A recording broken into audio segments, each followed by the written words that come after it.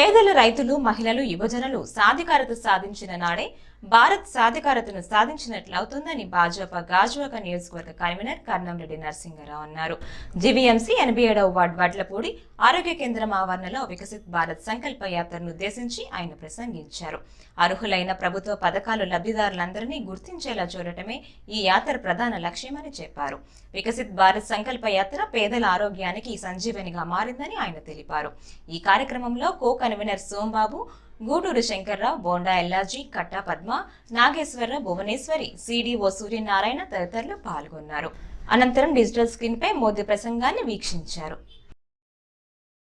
Government నుంచి PMJAY cards అని మనకి ఇప్పుడు 5 lakhs ఉచితంగా మనకి ఇన్సూరెన్స్ తో మనకి వైద్యం ఉంటుంది.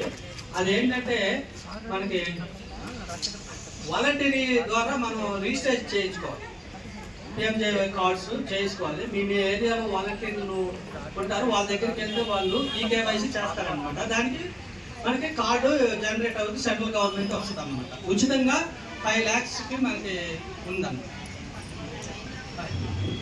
మన హాస్పిటల్లో మనకి ఇక్కడ ఉచితంగా మనకి 172 రకాల మందులు ఇస్తున్నామండి మనం. తర్వాత సిబిపి అని మన తర్వాత కొలెస్ట్రాల్ టెస్టులు అన్నీ కూడా చేస్తున్నాము. తర్వాత డెలివరీ కేసులకి 24 గంటలు కూడా మనకి అవైలబుల్గా స్టాఫ్ గారు ఉంటారన్నమాట. సేవలు ఉపయోగించుకుంటారని కోరుతున్నాను.